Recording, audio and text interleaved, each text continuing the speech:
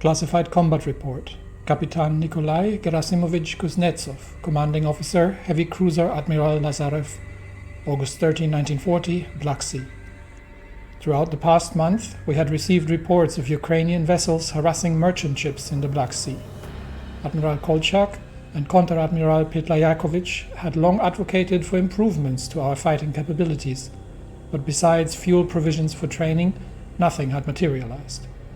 Admiral Kolchak, in return, had resisted plans to engage the enemy, citing our outdated ships and the risks involved. Thus I was surprised when the order arrived to recall all shore parties and make steam, in preparation for a sortie. Radio intelligence had reported 2 Ukrainian light cruisers and a small number of escorting destroyers, and the Admiral felt that this was the fight we would finally be able to take. We left port in the morning and immediately launched our float plane. We were the only vessel to be equipped with one. Just over an hour later, the pilot radioed in sightings of enemy ships being engaged in anti-submarine operations, less than 30 miles from our position. I ordered all-ahead flank and to set course to intercept. The destroyer Letun reported visual confirmation at 1300, and I ordered the ship to battle stations.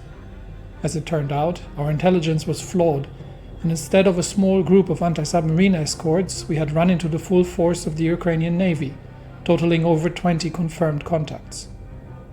Due to weather conditions, the enemy spotted us late and initially began laying smoke to cover their retreat. Fearing they'd slip away, I ordered the forward battery to begin ranging what I perceived to be one of the light cruisers, and our 170mm cannons opened up.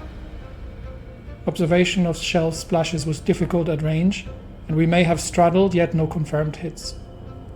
The vanguard, led by Letun, Gnevny, and the light cruisers Svetlana and Oleg, soon reported a furious exchange of fire with the enemy, but were outnumbered badly. One of our torpedoes must have found its mark, as we observed a large explosion, and we are assuming one enemy destroyer sunk. The enemy force was disengaging, and Svetlana had taken on water and developed a significant list to port. Both Letun and Gnevny were heavily damaged by enemy gunfire, and I decided to call our own retreat in the face of damage taken and a numerically superior force. In the end, luck was on our side, yet the engagement would best be called indecisive. Few take as many risks as the brave pilots of the Russian Air Force. Anatoly Karpov, a skilled pilot known under the call sign Lapot, has distinguished himself in not only returning alive but piloting his I-180S with immense skill. Recently, Anatoly was on a mission over Ukraine and was instrumental in the success of this critical encounter. Held up as a shining example of Russian courage, Anatoly's recent promotion has been highly publicized. Although the people may view war as more hell than glory, many are glad to see that there are still heroes to rally behind. The air campaign over Ukraine has been relatively successful, given our some numerical superiority in fighters. However, air detection is still abysmal at this stage, and that is mostly due to the lack of actual radar coverage. So we're going to have a quick look at that. If I can find it, there it is. The radar stations at this point are behind the lines quite significantly. So, and the Ukrainians themselves do not employ radar, so we are having to rely on ground spotting as well as battle reports in the air to make that happen. The naval operation in the Black Sea, has been a draw, but at least it has been an operation, and all our ships came back, even though some of them were relatively badly bruised. That said, once the Ukrainians are losing the port of Odessa, not an awful lot else is going to happen on their side. So as long as the enemy, named the Reichspakt, does not begin taking over the Belgrade Pact ports on the Black Sea, then we should have the naval supremacy in the area for the time being, and can concentrate more on the Baltic, where our ships are in desperate need of modernization, as are many other things, but these kind of things will come. Meanwhile, we are trying to defend against, once again, Höppner's attack using the German armored forces. and trying to push closer to Roslavo and Bryansk. But so far the lines are holding, desperate but holding, and we are sending reinforcements from the surrounding areas to stop this attack. And if the Germans concentrate on this for longer, we may have to relocate the 12th Army's troops, actually. But we will see. We will see if that becomes necessary. There have been suggestions to ask the Americans for material support because we are still, especially support equipment, we are very, very short. And with the current production rate, it's still going to take over 3 months to get that sorted. But besides the fact that we're going to have to send convoys across the Atlantic, which is less than ideal, or alternatively through the Northern Pacific, which would probably be slightly safer, the Americans don't actually have anything that they could give us. So there is no support equipment, no artillery, no anti-tank, no anti-air. Hell, not even rifles would be available. So currently the Americans have no equipment left that they could send us. Meanwhile, operations on the ground. It's been a while since I've been recording the last episode, so I'm going to have to find my bearings again. And I think, yeah, this is where we were at. So currently the Lille is being surrounded. The enemy has been breaking through near Dunkirk. Bologna is under assault. Lille is being bombed. And the French lines are definitely weakening here. So it's entirely so are the Italian lines. So it's entirely possible that things on the western side are going to go poorly. That's why our submarines are as well engaged here, currently chasing mostly Cuban transports who are coming in support of things. But while that happens, we do our best to make advances in Ukraine. And while the German tank forces are engaged in the north, and the Austrians are suddenly finding themselves being overrun by Romanian and Serbian troops because they had not expected that these to enter, we may have an opportunity here to use our light tanks to breach the enemy lines and encircle a fair amount of Austrian troops. Actually, we've got 6 Austrian divisions plus 1 Kraftfahrtjägerdivision, a powered vehicle hunter division. It's a tank division, as well as a few remnants of the Ukrainian army. So the front lines are in flux, and that allows us to do things. That allows us to do things quite successfully when the Germans aren't here. We could do the Grozny oil fields, but we're currently good on oil. I think the next, we need to get our conscription up to extensive conscription. So the next 100 political power will go into that for additional manpower, and obviously the capture Kiev is at this point out of range of possibility for us. But we'll see if we can make advances in the south, especially while the enemy air force is mostly busy bombing the French into submission. And that said, we are building a lot of military factories coming up in the queue here, because we are going to have to seriously ramp up our aircraft production as well as the production of everything else. So that Ukrainian counterattack in the south here should be relatively quickly resolved.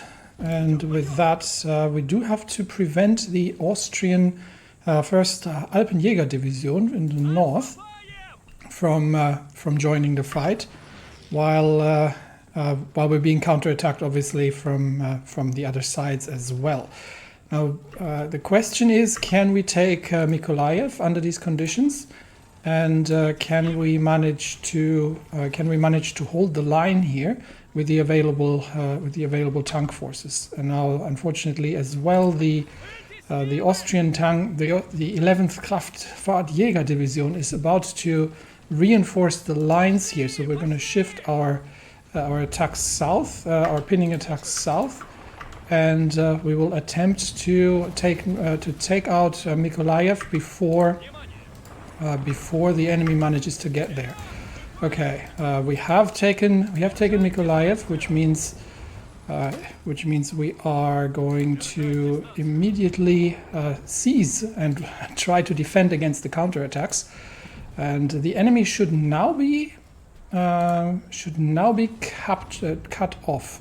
Are we actually in control of the naval base? I believe we are, which means that while we're not in control of the railway lines leading there, we can actually get shipping from Sevastopol up into the river delta, which can supply our troops there, which is ideal. Which means that now the cleanup operations will begin, and the enemy troops should now be cut off. So the first task is to defend against possible enemy attempts of retaking Mykolaiv.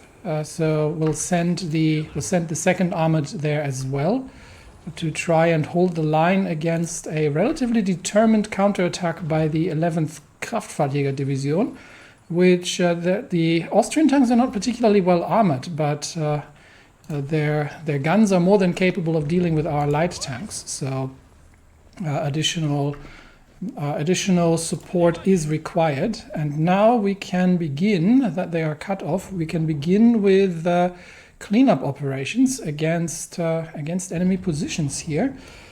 Although we probably want to wait a little bit until their supply runs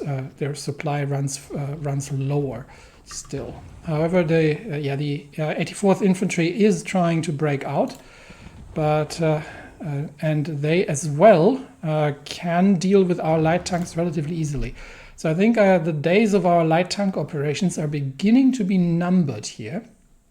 Although the one they are attacking is the 6th, and we're actually still short on light tanks. So we haven't even replaced all the old interwar tanks. So they might be fighting. What are they fighting? They are. Well, no, it's mostly BT7s and BT7As. It's only a few older models here that are engaged. So, I think that the age of our light tank forces is coming somewhat to an end here, and we will have to provide a more capable force going forward. So far, the anti-tank gunners of the 133rd Smolensk Guards are doing a great job against enemy armored attacks. So we have a quick look if I can see where they have, or how much they're losing. Yeah, they're losing a few tanks here and there. It's not a large amount, but it all adds up. So we are destroying German armor where we find it. And we are at 45 army experience, so I think I just have enough to design the self-propelled artillery. We're still waiting for the improved heavy cannon to do the actual heavy tanks and get these into production soon as well. We just don't have the lines yet. Meanwhile, our submarines report in from the Atlantic operations. We have sunk two Cuban convoys, assumed troop convoys, as well as a German supply ship that has been sunk. Although it looks like the Germans are now out in force and are beginning counter operations. Meanwhile, it looks like despite our efforts, the enemy shipping has managed to slip through to Portugal, and Spain is being pushed back. The French troops, presumably from North Africa, have managed to get across past our lines, and Spain is beginning to be pushed back. Lille is still holding, and the fighting in Boulogne is still going on. But all in all, the front lines of the International do not look too stable. Venice has been bypassed at this point, but the Italians hopefully can manage to start having a defensive line near Verona. The Austrians are pushing back. They seem to have moved troops off the Ukrainian front, which we are going to exploit to its maximum, but the Serbians are already faltering, and the Austrians are at the gates of Belgrade after a rapid redeployment of initial forces. All right, with that, we have to get back to the Ukrainian operations, where I think it is beginning to look like we should be using the infantry here to begin cutting off enemy positions. And I don't know if they're able to break out here near Kherson. So we'll start securing that line, and with armored support from the north, and we'll do the same thing. We'll attempt an infantry breach across the river line with tank support as well from the north, and we can begin cleanup operations out of Sieczyslav as well to begin collapsing this cauldron. We've held the counterattack at Mykolaiv, so we'll hold position here for the time being, and it looks like we should be able to, despite the fact that we have to force a river crossing, we should be able to deal with the Ukrainians, especially once they start running low on supply. But we cannot wait around for these sort of things. But we do have to make our moves where possible. It looks like the German armored tank divisions are relocating once more, and that means at this point I think I do need to begin moving the anti-tank divisions out from the Vitebsk cauldron. Where are the Germans going? I'll get them for now. To help out against the German armored attacks near Bryansk.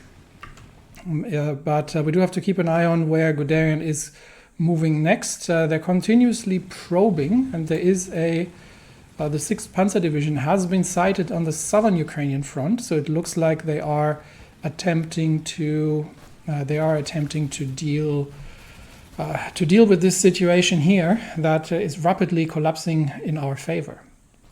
All right, we have a design for the RV2, the heavy artillery using the improved medium howitzer. And if we compare that to the previous artillery, the Su-14M, which hasn't really seen combat just yet, we might start to begin outfitting a guards division or two with these things, while we are waiting for actual tanks to come in. We are having an improved amount of damage to light troops, or to unarmored targets, as well as a significantly improved armor value with 30 more armor over that thing. So that's the RV2. We're going to be saving that, and we are going to change production from the Su-14M into the RV2 improved howitzer, which of course is going to set us back a little bit. We've got 159 of these things now stockpiled, which means that we should be able to well, ideally I would have a heavy tank division that's using these, but I think we can potentially start outfitting a guards division in the meantime, because these are infantry. These are just artillery anyway. So we can, once we have some more army XP, we can change a guards division. How much would we need? So if we were going to use the heavy self-propelled artillery and maybe put like 2 of these, so we'd need 30 XP to make that happen. And that would be a significant boost to soft attack, but also to armor.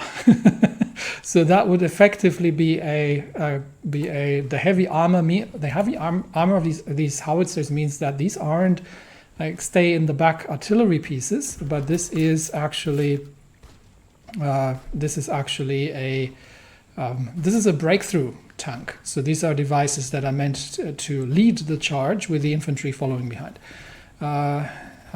Agent Kuznetsov has been captured, and Horesem is now a core, which is great. So we've got further reduction of needs for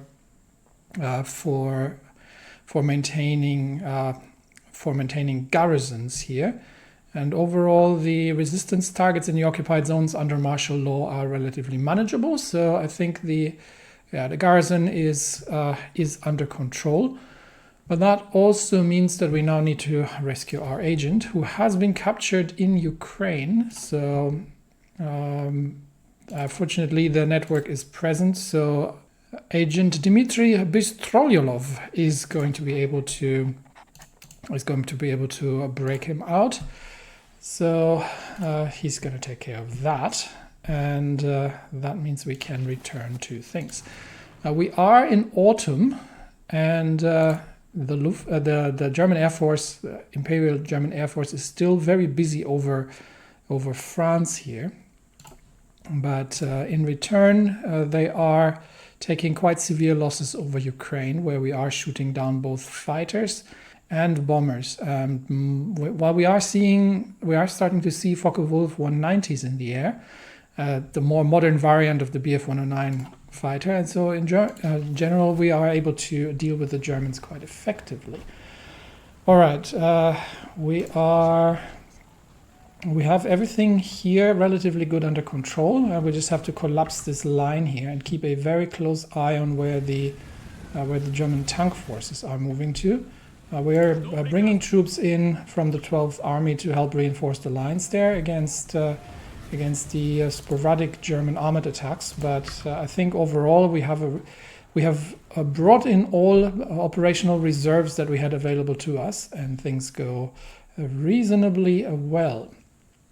There is the situation in Spain, however, is not, and we are engaging at this point the Dutch as well. And the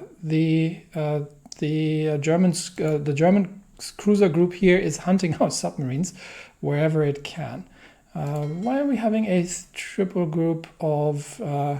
Because I've split off the submarines a little bit more equally. So we've got the first, the third, and the 5th submarine brigade now operational off the Iberian coast, while the dockyards are still busy producing repair material for the Black Sea Fleet. And then we're getting back to the Vitebsk class of light ships, which actually needs to go. We might still have to fight the Ukrainians. So what we can do is we can reinforce the Black Sea Fleet quite a bit here. Which one would that be? That's the this one. That one, yeah. So the newly launched Vitebsk class is going to join the Black Sea Fleet. We've got air experience to spare, so let's get our doctrines going a little bit here. Air support mission efficiency, ground attack factor, not really important right now. That's ground support as well. So none of this particularly helps with what we're doing at this point, but we're going to get to it eventually. Meanwhile, we have to make do with with things as they go. So let's assist with the breakthrough. More integration. Okay, that's going great. More integration happening, and I think we are. It's not an awful lot left that isn't yet fully integrated, and with that, hopefully, this shameful episode will soon come to an end. And we have the IMZ MIO, and I have no idea what that was used for. As usual, I am completely forgetful what this comes as. Support equipment. Okay, so we're using that for support equipment, which means 5% production efficiency gain. Probably, yeah. Could use that. Yes. Production efficiency cap and resource need. That's quite powerful. Production resource need. Production resource is not a huge issue because it's mostly aluminium, and that's production output cost. This looks relatively powerful. The design team assigned cost is 200%, but this is support equipment. We don't use it for. Well, there's no upgrades to that, so I don't see why we shouldn't be using that. Unfortunately, we don't have the the 5. Actually, nobody. Hang on. Is this not collaborate with the factory infantry equipment support equipment? This is the one that's used for support equipment. Or do we actually have... Oh, we have to... Have we not assigned it? I've never assigned it. Oops. Slight bureaucratic oversight, we'll call that. Yeah, we're going to have to do that. Otherwise, the bonus isn't going to hit. So I'm going to leave that there as a reminder once we have 5 army experience to make that happen. All right, we're working our way through the encircled enemy troops here relatively successfully, despite counterattacks from the north, and I think we can now already begin assaults in the more central areas as well, while the rest of the troops is following suit. And is going to be pushing through towards Mykolaiv, and with that we should be eradicating these encircled troops without too much trouble. Meanwhile, General Field Marshal Lavr Kornilov has spent the past few years in honorable retirement in Omsk, managing a small horse ranch and working on his memoirs. Despite being over 70 years old, he still lives an energetic and healthy lifestyle, and even made one trip to Mongolia with some of his old comrades. But now, with the motherland's perhaps greatest trial by fire, he has petitioned the government to be allowed to return to service. "I have always been too stubborn to stay out of harm's way," he explained. Kornilov is not demanding his old position back, but merely a duty fitting for an old soldier, one who has dedicated his life to the service of the motherland. There are some doubts, especially among civilian politicians, as Kornilov was always infamous for leveraging his military position to influence government policy. But then again, Kornilov has been thoroughly humiliated. He is far from the old man of steel he once was. Perhaps he would be best used to support the war effort, to tour the country and frontline units to lift spirits. We could also actually give him a command, which he would definitely like more, but it likely wouldn't contribute to the whole war effort as much. So we could give him a horse and a saber, and we could get 30 political power. Nice. But that is going to significantly change the Russian army's popularity in return. So that's 8% base war support. That is also quite valuable, because we are starting to feel that a little bit, the pinch. We could just get one war support, or we could get him back in action. I don't think I need him, or I don't necessarily want him back. But as a figurehead, that's probably not a terrible idea. However, that is significantly going to increase the popularity of the army, which, given that we are at war, is probably not a terrible idea. However, is going to somewhat reduce our political power gain. So we'll take a quick political power bonus for a long-term political power debuff, because this is opposition. However, the next election is coming up as well. So we will see. I think, putting him, getting the 8% war support is going to be really helpful, and that is, we'll bring him back. We are going to take the hit, the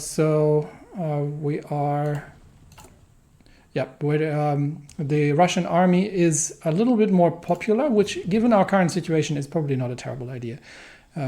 And the next election will be coming up, but in the meantime, we are clearing positions here. So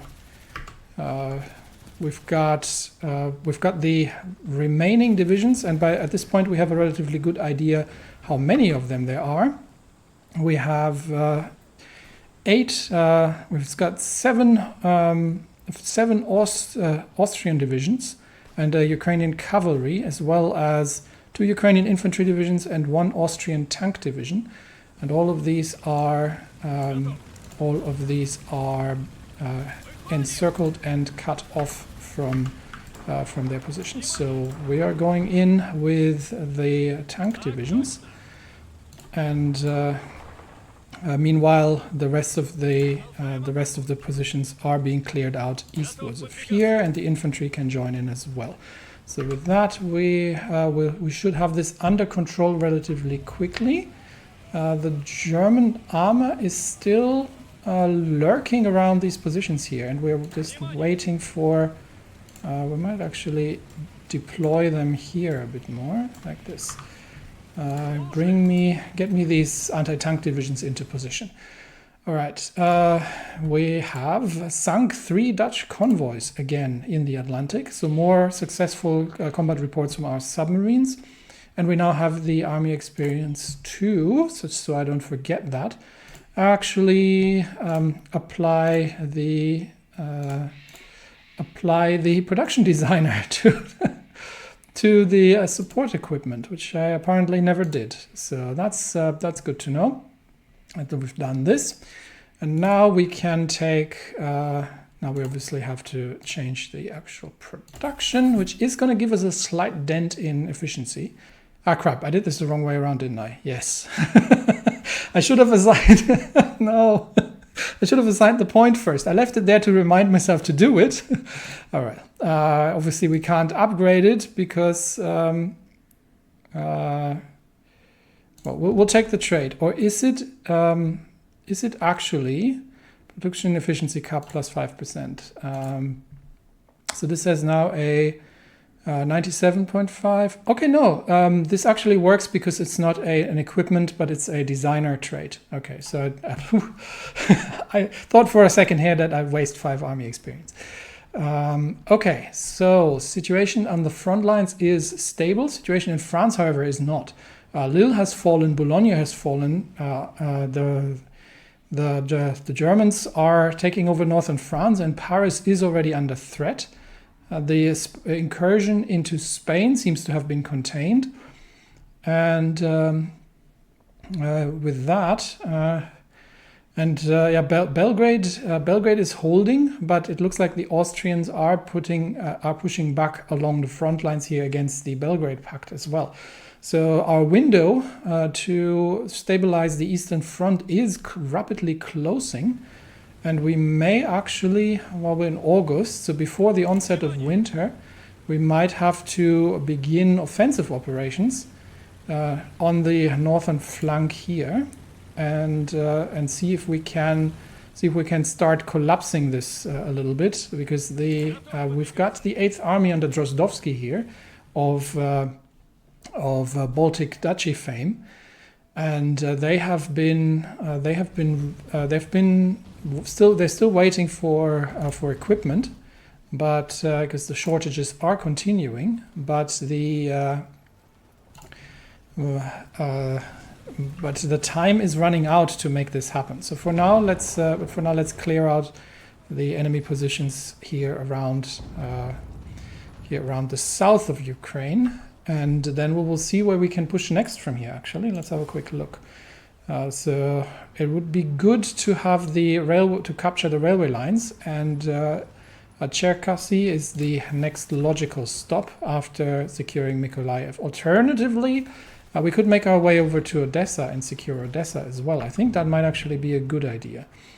So let's get the 6th Army, and I would like all of it. The 6th Army engaged here, and give them new orders to first task. Okay, we can probably split that. All right, so we'll have one group with one task force to break through towards Odessa. There's only one Ukrainian division in our way here, so if we can manage to break through north and surround them. So we'll get to 3 armored division on that, and the rest of them, so these that are not involved here, are going to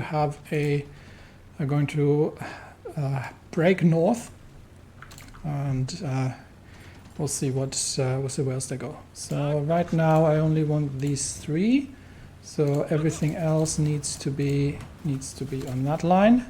So we'll send 5 divisions north to secure the railway approaches towards Cherkasy.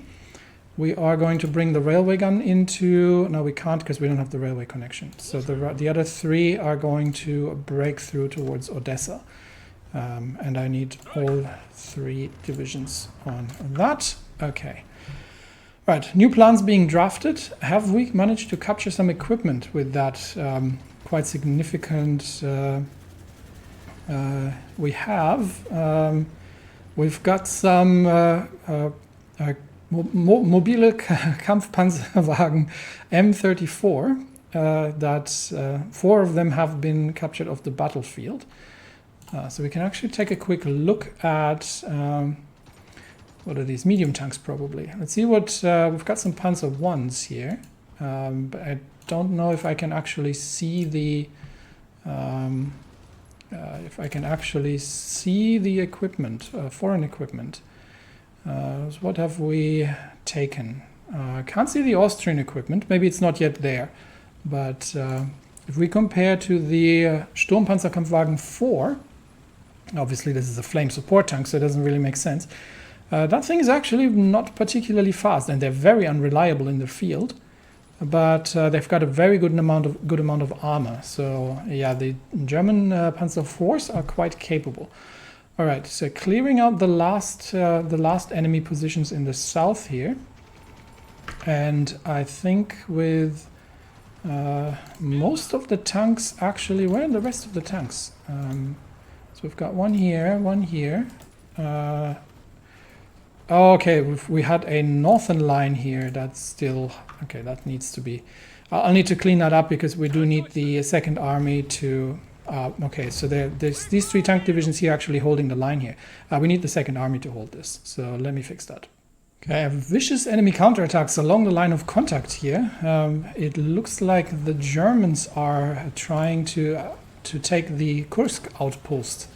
The Kursk forward position of the 7th Army that is doing its best to defend itself here, with relatively lightly fortified. Not a big deal if we lose this position. We can shorten the lines on our side, and it's much easier to defend. But we do have actually have an opportunity here near Kharkiv with the elements of the 6th Army. So we are going to use that opportunity from our side as well, because Georgian troops actually have pushed near the approaches of Poltava, so we can actually now use the 3 tank divisions in the north here to begin cleanup operations before we are committing to the push here, and additional tank divisions are going to. The second army is in a little bit of disarray, so we definitely do need to get the troops here onto the lines, and I think that should be most of them. Anyone missing? Yes, this division and this division as well. So, okay, all 24 divisions, front lines re-established, and operational targets given. So we'll be using the tank forces in the north to break through. Oh, meanwhile, we actually have a naval battle result where we were able to sink a Dutch convoy despite heavy Dutch-German combined effort groups, and we're chasing Dutch convoys in the Atlantic. I'm not sure if that's probably trade, so that's probably supply. Meanwhile, Rouen and Amiens are still holding, but Paris is definitely under threat here, and the northern front is completely collapsing by the German breakout in the Netherlands, a plan that they've made. And the Balkans is not looking good. The Austrians have made their way along the coast and are standing at the borders of Albania here. So the initial gains by the Serbians have been rapidly undone despite our best efforts.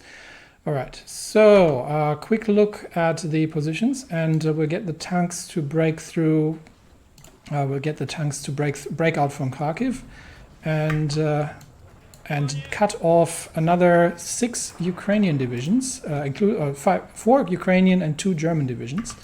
So let's bring the infantry in here and get everybody to assist with clearing these positions, and then we can reinforce the front lines once more.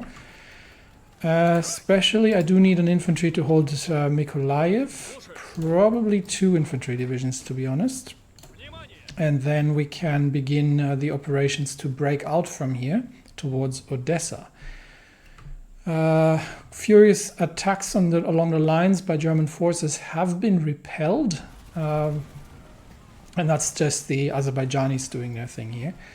I don't think we have. Yeah, they're taking on the Austrian tanks in full force. Okay, and Tashkent has been cored as well, which is great news. And with that, I think we are just clearing out the last remnants of the Germans. They have surrendered. So have the Austrians, and the War of Motors is done.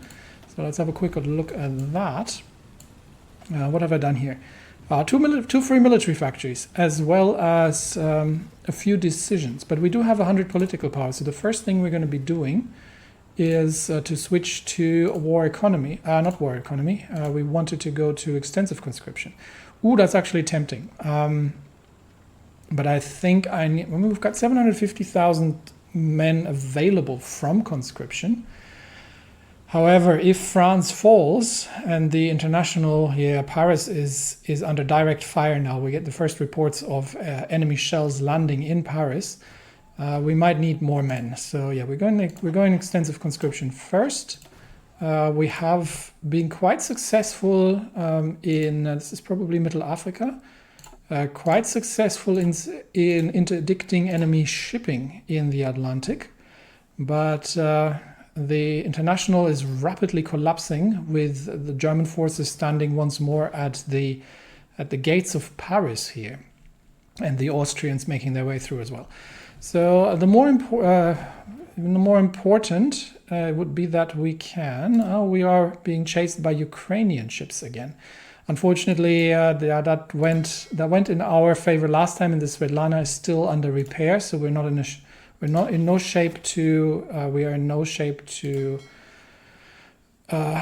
engage. And so far, our mining operations have not really sunk an awful lot, but definitely deterred the enemy. So that's good news as well.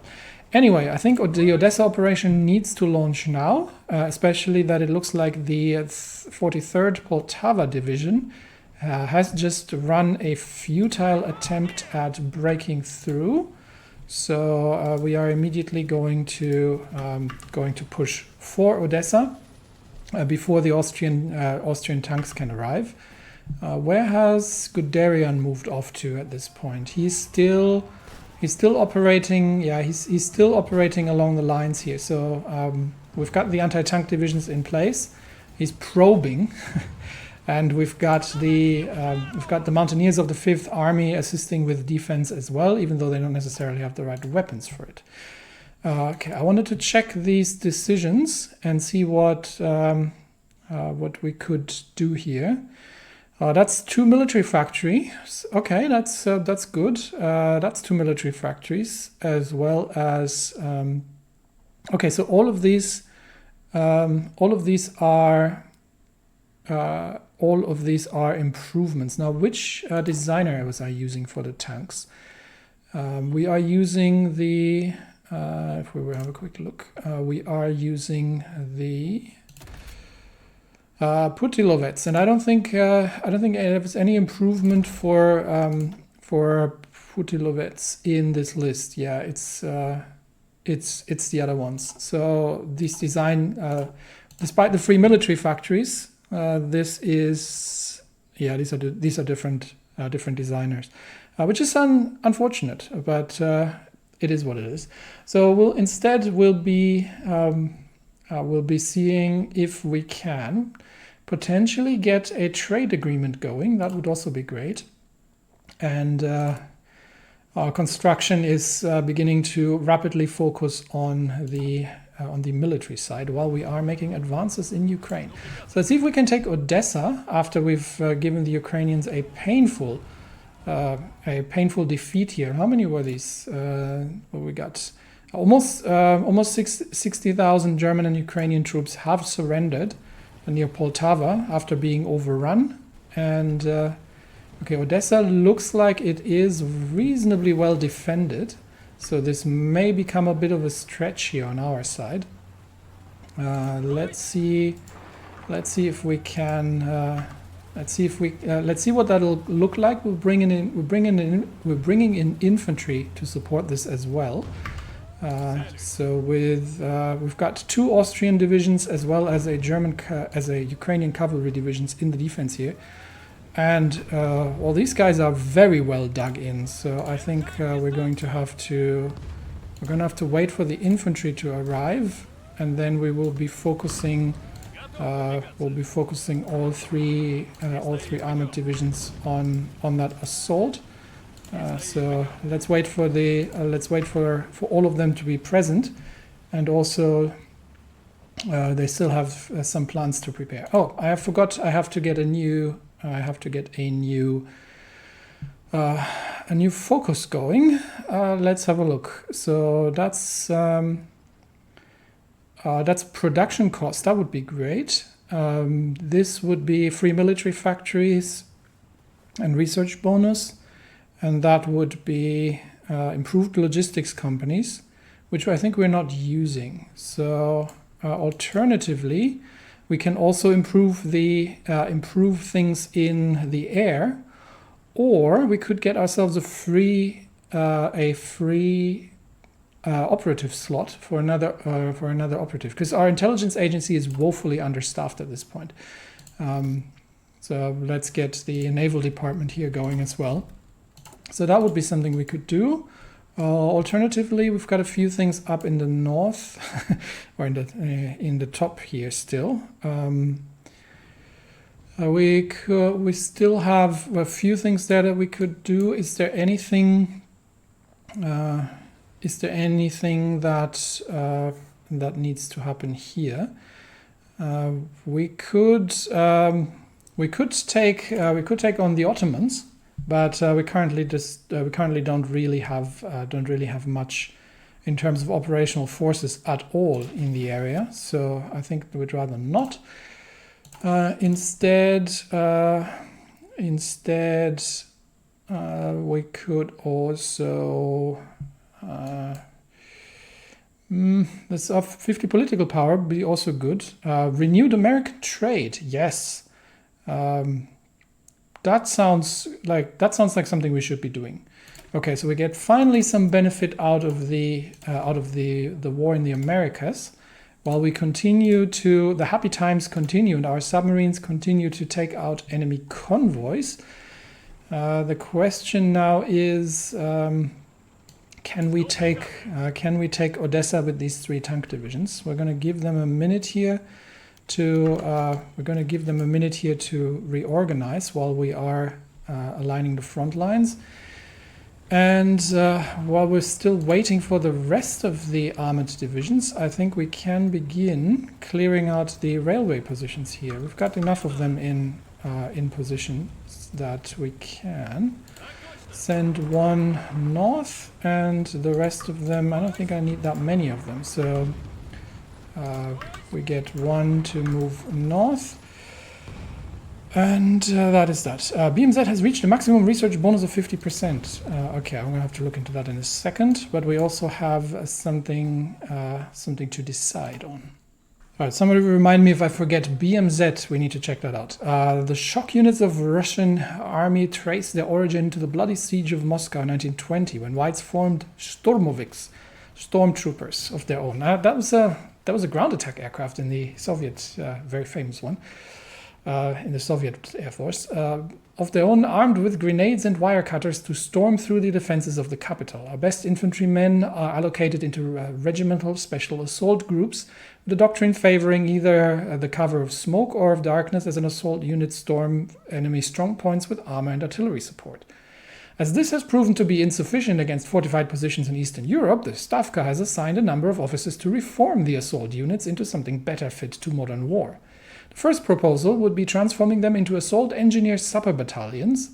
These units would focus on technological supremacy and work essentially as specialized combat engineers and sappers, so digging under the ground and blowing stuff up, supported by their own armored vehicles equipped with flamethrowers and bridging equipment.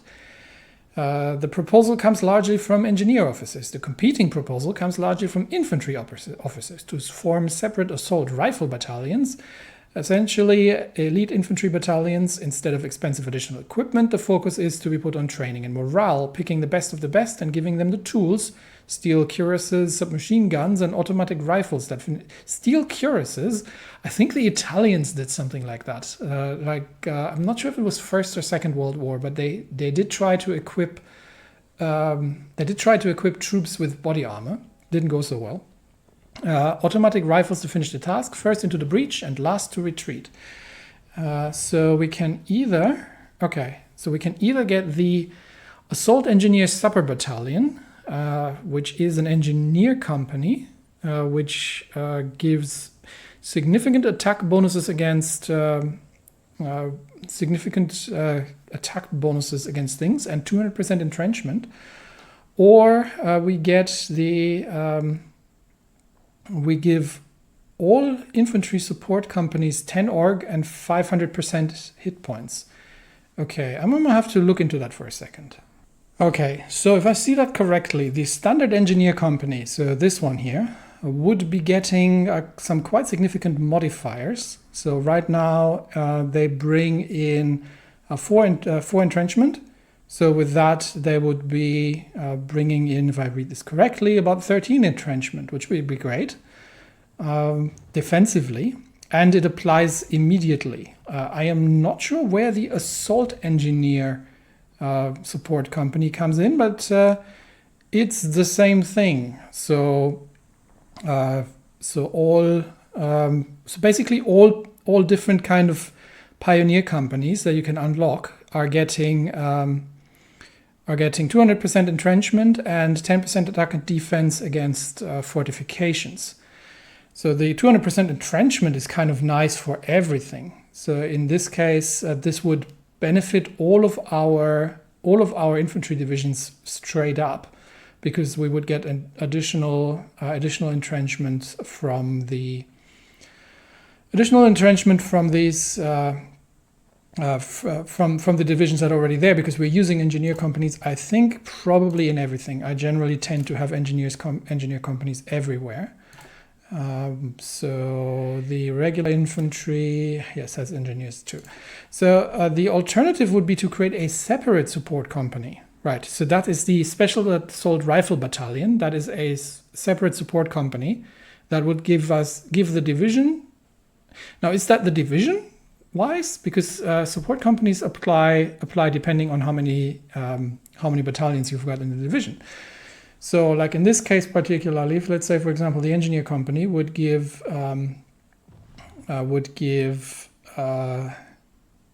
10 org, so this gives 10 org and plus 500% hit points.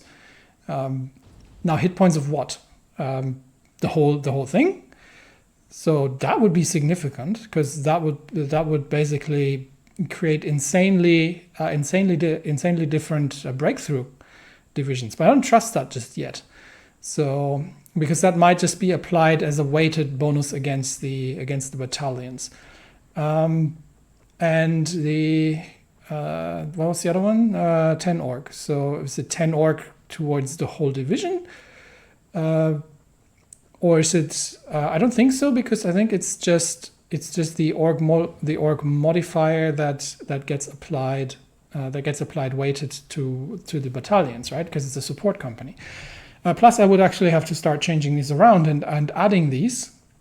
That, however, would go really well potentially with what I was planning anyway, to have this sort of breakthrough infantry with the assault guns, because we have the RV2s coming in, and we've got the older ones. We've got a few of the older ones there. So once we have enough army experience, we could start designing an assault division, an infantry-based assault division with the assault cannons, the big heavy howitzers, heavily armored howitzers, basically running at the front lines. And with that, we could actually throw these special assault battalions in to make that happen. So this would be, I feel like, maybe I'm misinterpreting this, but I feel like this is a basic thing that's going to be good for everything right now. So that would boost the entrenchment that we're getting from everything, which is great, but we're not necessarily. So this one's got 4.3 entrenchment. So that would be a factor of how well entrenched this division goes. So this would be a defensive. Okay, this is a defensive modifier, despite the attack values at fortifications. So this would be a defensive modifier. So this would allow our lines to hold against a potential German counterattack much better, and this would allow me to create individual breakthrough divisions. I think I'm going to end the episode here because we've been going on for a while. Sorry, it's been slow going, but while we have a quick look at the latest naval reports, it's been slow going. But the breakthroughs in France are frightening. How quickly the Germans are cutting through the international there, and the Italians have not managed to hold Verona either. Plus, the Belgrade Pact is rapidly being pushed back, which means that I think sooner or later we will be faced with the full might. So I am sort of leaning towards the defensive bonus here, but let me know what if I completely misunderstood that, or if the assault breakthrough divisions would be more valuable. I mean, we could always use tanks for that. So it would be one thing. We're far away from actually having a reasonable number of tanks, however. So we'll see. Anyway, I'll end the episode here today. We've made great progress, I'd say, and the losses on the German side are starting to pile up. Really, they have lost 2 million men already. My goodness. The Ukrainians are taking severe losses. The Austrians now as well, and the losses, the losses in France and the losses on the Eastern Front for the German Empire are kind of piling up. However, France isn't looking too great either. And one last thing we can probably check is the war in Asia. How are the Japanese doing? Well, they're not getting anywhere. I don't know if they managed to get more naval invasions behind Beijing, but they're not breaking Beijing. And if they're not breaking Beijing, they have no way of getting any further. However, Germany's Asian the fight in between Germany's Asia and the Kingdom of Siam seems to be going in the favor of Germany's Asia. So that might throw a bit of a wrench in the works of things. But that said, and people were asking about Africa. We have gotten across the Suez, but that's about it. We're stuck. So bit of a stalemate in Egypt, but other than that, not much. So we have ongoing successes in eastern Ukraine. We still have aerial superiority over Ukraine. We're still using these, actually, the close air support over Western Russia, but we're not fighting Western Russia anymore, so we can use them over Ukraine as well. Since we're at it, they have no range, so not going to make a. Oh no, this was for the attacks, actually, because the German attacks happen here, so we can use that. Yeah, we're doing well over Ukraine. It looks like the enemy air force has been mostly defeated, but that doesn't mean much, because if we're looking here, if we are to engage that, we're going to look very, very poorly very quickly. So I'm starting to get the feeling that our time towards the end of 1940, I did give the international about, I think I said about 6 to 12 months, but I think the amount of troops that are going to start showing up on our borders is going to be relatively frightening relatively soon. So we will see. We might have to start we'll see if we can still take Kiev. That's kind of the goal here, to shorten the front lines as much as possible, and to see if we can find positions where we can break through. But as you can see, we're outnumbered quite heavily already as it is. So if the Germans can free up their divisions from the French border, then things on the Eastern Front are going to get very interesting very quickly.